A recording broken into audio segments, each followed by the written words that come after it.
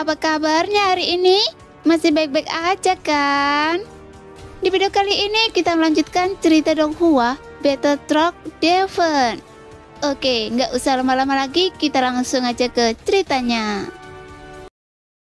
Sepertinya apa yang mempengaruhi alam misterius surga barat pasti Chang Mesi. Karena sekarang ras iblis telah tumbuh menjadi semakin kuat dan perang telah pecah dengan para dewa, yang sudah membuat tidak ada kedamaian di dunia ini.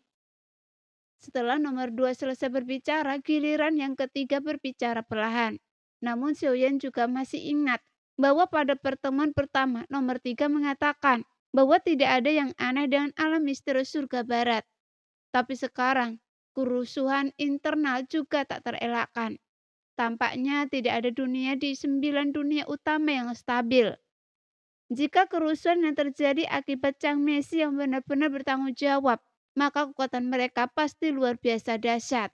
Dan itu mungkin sudah di luar kendali Xiaoyan. Lagi pula, informasi dalam rapat Chang Mesi sangat tidak terorganisir, sehingga Xiaoyan tidak mendapatkan wawasan yang berguna. Meskipun dalam rapat itu tampak panik, namun dalam rapat itu sebenarnya penuh dengan perhitungan. Mungkinkah pembicaraan yang tidak terorganisir itu kemungkinan besar berisi informasi yang tidak dapat dipahami Xiaoyan? Tentu saja, mungkin memang begitulah adanya, dan hanya kata-kata gila yang tidak memiliki arti sebenarnya. Mengenai Chang Mesi, kata-kata mereka masih terlalu misterius. Lebih tepatnya, di seluruh sosok yang bisa memasuki alam dewa kekacauan, Xiaoyan tidak mampu memahaminya. Dan bahkan dalam pertemuan ini, jadi, apakah tujuannya benar-benar seperti yang dinyatakan? Namun, tampaknya setidaknya peristiwa pertemuan ini tidak membawa bencana bagi Xiaoyan, melainkan telah memberinya banyak bantuan. Namun, sekarang Xiaoyan juga menaruh beberapa kecurigaan terhadap semua orang dalam rapat ini, termasuk pada nomor 1. Hanya saja dia tidak menunjukkan permusuhan. Namun, Xiaoyan juga merasakan dalam rapat Chang Mesi bahwa terdapat banyak hal yang mencurigakan. Seolah-olah semua orang yang terlibat menjadi sasarannya. Awalnya Xiaoyan juga berada di bawah kendali Chang Mesi, tetapi Chang Mesi yang menargetkannya telah jatuh, sehingga Xiaoyan menggantikan Zhu Geng yang sebelumnya mengendalikan Xiaoyan. Jadi ada kemungkinan bahwa ada orang lain dalam situasi ini. Sepertinya Xiaoyan yang memiliki identitas ganda di alam dewa kekacauan. Memikirkan hal ini, Xiaoyan tiba-tiba merasa semakin bingung. Karena dalam 2 pertemuan itu totalnya dihadiri 18 orang, tetapi yang hadir hanya 17. Jika seperti dugaan Xiaoyan yang memiliki 2 identitas, maka tidak akan ada 17 orang di sini. Bahkan jumlahnya pasti lebih sedikit lagi. Mengenai identitas Chang Mesi, mungkin satu-satunya solusi adalah bertanya kepada nomor 1. Bagaimanapun hanya dia yang mungkin tahu apa yang sedang terjadi. Tapi bagaimana jika nomor 1 dalam pertemuan ini benar-benar anggota Chang Mesi, seperti yang diklaim si 4?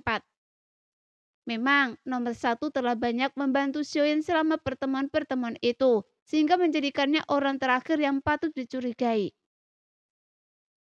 Namun Xiaoyan juga tahu, dia tidak bisa menanyakan ini sampai ada konfirmasi yang pasti. Atau mungkin pertemuan sejati dengan nomor 1 di dunia lain. Jadi Xiaoyan perlu merahasiakan identitasnya sebagai Zhu Geng anggota Chang Mesi. Saya tidak punya apa-apa untuk dikatakan, atau saya akan diusir lagi tanpa alasan yang jelas. Sebuah suara tiba-tiba terdengar ketika giliran nomor 4. Yang membuat Xiaoyan tak bisa menahan senyum pahit, karena ini memang nada bicara Ye Beijing. 4. Bicaralah dengan baik atau pergi selamanya.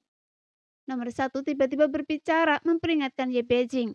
Tiba-tiba sesosok biru tua berkelebat di atas panggung sepatu nomor 4. Seolah-olah jika Ye Beijing diusir lagi kali ini, dia tidak akan pernah muncul dalam pertemuan ini lagi. Oh, saya ingat sekarang. Chang Mesi ini sangat misterius dan saya sudah melihatnya beberapa kali, tetapi saya masih harus terus mengumpulkan petunjuk. Ye Beijing buru-buru berkata, Tentu saja setelah melontarkan banyak omong kosong, dia akhirnya tidak mengusir Ye Beijing dari rapat. Sekarang giliran 5 yang berbicara. Semuanya, saya dapat memastikan bahwa situasi saat ini di dunia Shanghai berkaitan dengan kepala divisi kehancuran. Mereka telah menganugerahi banyak eras dengan kekuatan melahap, dan kemampuan ini memungkinkan si pelahap memperoleh sebagian dari kemampuan yang dilahap, dan juga telah menyebabkan banyak warisan di dunia Shanghai terwujud. Tapi pada kenyataannya, beberapa dari alam rahasia ini bukan milik dunia Shanghai, yang menunjukkan mereka hanya ingin menimbulkan keresahan. Meskipun suara nomor 5 terdengar perlahan, tapi dilihat dari apa yang dia katakan, situasi di dunia gunung dan lautan tampak sangat mengerikan. Karena sejak masuk, Xiaoyan telah menyaksikan konflik antar ras yang bukan lagi sekedar perebutan sumber daya, melainkan saling melahap satu sama lain. Saat itu juga Xiaoyan menyadari bahwa 3 ras dewa telah menipunya. Seperti yang nomor 5 katakan, kekuatan melahap ini pasti telah menyebar ke seluruh dunia gunung dan lautan, dan bukan hanya dimiliki oleh klan Jialong. Membayangkan situasi ini, alis Xiaoyan langsung berkerut. Karena jika memang seperti apa yang dikatakan nomor 5, ada kemungkinan Raja Tianzhang telah dimangsa oleh klan Jialong. Kali ini saya ingin mengakui bahwa saya dari Taisu, tapi saya bukan penguasa Taisu, jadi saya tidak tahu detail pastinya. Apakah yang terjadi berkaitan dengan Chang Mesi? Tapi ada kemungkinan invasi Taisu ke Shenxi juga berkaitan dengan kepala divisi penghancuran.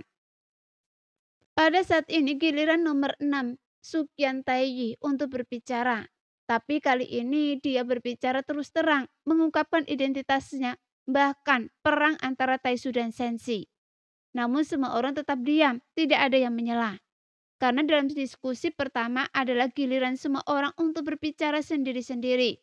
Jadi semua orang tampaknya diam-diam menerima aturan ini. Saya telah menjelajahi berbagai dunia dan dilihat dari situasi saat ini. Setelah mengingat 100.000 tahun terakhir, saya merasa tidak ada yang aneh. Kemudian giliran nomor 7 yang berbicara. Tapi kata-katanya semakin mengejutkan Xiaoyan. Tidak ada yang aneh selama 100.000 tahun terakhir. Meskipun pertempuran yang tak terhitung jumlahnya telah terjadi di antara berbagai kerajaan. Hanya pergantian yang lama dan yang baru yang dapat menghasilkan pertumbuhan yang pesat. Inilah hukum dunia. Jadi pikirkan baik-baik.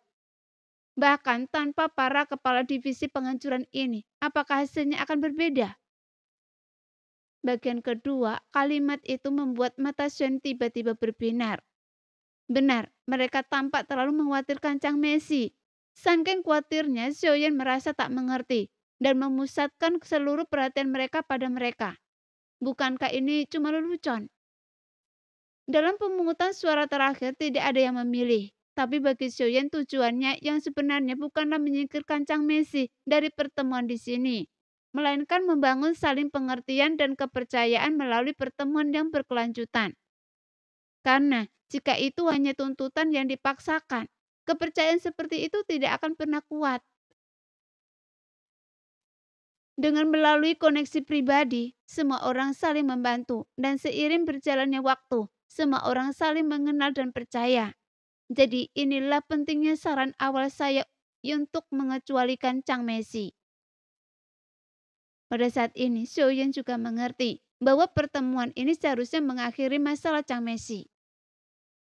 Saya selalu mengabdikan diri saya sendiri untuk menempa berbagai harta dan senjata, meskipun saya tidak terlalu mengerti situasi yang terjadi di berbagai dunia. Tapi sekarang, saya ingin mengakui sesuatu kepada semua orang. Sekarang giliran nomor 8. Meskipun suaranya perlahan terdengar, tapi telinga Suen menjadi lebih tajam. Sepertinya pertemuan kali ini berbeda dengan pertemuan sebelumnya. Seolah-olah semua orang tampaknya ingin membangun kepercayaan perlahan-lahan dan mulai mengatakan yang sebenarnya.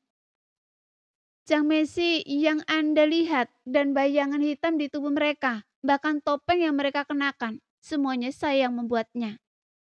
Shen terkejut mendengar kata-kata ini. Jadi topeng 9 mata di tangan saya sebenarnya ditempa oleh 8. Shen bergumam di dalam hatinya. Tapi saat itu saya tidak tahu itu Chang Messi. Karena batu giok yang dipercayakan kepada saya adalah hadiah. Tapi sayangnya, saya tidak tahu siapa yang menitipkannya. Kata nomor 8 lagi. Namun ini memang bisa dimengerti. Sekarang giliran Suen berbicara. Tapi pertemuan ini agak mengejutkannya dan dia mulai berkenalan kembali dengan semua orang di sini. Termasuk Sukian Taiji. Meskipun motif Sukian Taiji tidak murni, tapi setidaknya Suen bisa dimanfaatkan sampai batas tertentu. Jadi untuk saat ini dia bisa bekerja sama dengannya. Bagaimanapun, untuk menjadikan bayangan Sensi di jurang, hanya Sukian Taiji pilihan terbaik. Nah, sekian dulu cerita kali ini. Kita lanjut lain hari ya guys ya. Bye-bye.